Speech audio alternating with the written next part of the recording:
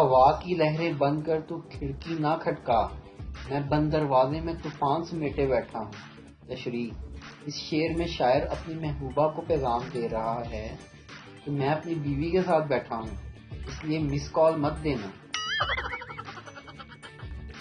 خاموش ہونے کا مطلب ہمیشہ یہ نہیں ہوتا کہ ہار مان دی یا ہم غلط ہیں، کبھی کبھی اس کا مطلب ہوتا ہے پونکی جو۔ سوال: دنیا میں مرد سب سے زیادہ معافی کس سے مانگتے ہیں؟ جواب: فقیروں سے۔ ویسے جو آپ نے سوچا تھا وہ ٹھیک تھا۔ جب دادی کا شوہر دادا ہوتا ہے، نانی کا شوہر نانا ہوتا ہے، پھر باجی کا شوہر باجا کیوں نہیں ہوتا؟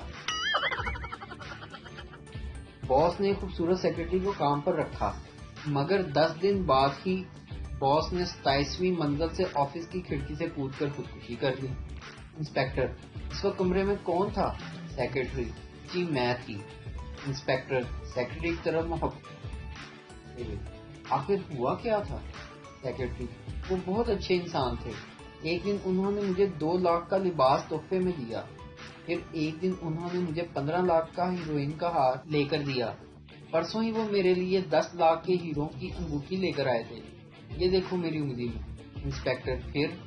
سیکرٹری: کل انہوں نے مجھے شادی کے لیے پرپوز کیا۔ انسپکٹر: تو؟ سیکرٹری: تبھی پاپا کا فون آیا اور میں نے کہا آپ یہاں ہوتے تو دیکھتے میرے باس مجھے کتنا پسند کرتے ہیں، آپ تو ہمیشہ یہی کہتے تھے پپو بیٹا لڑکی بن کر مت گھوما کرو۔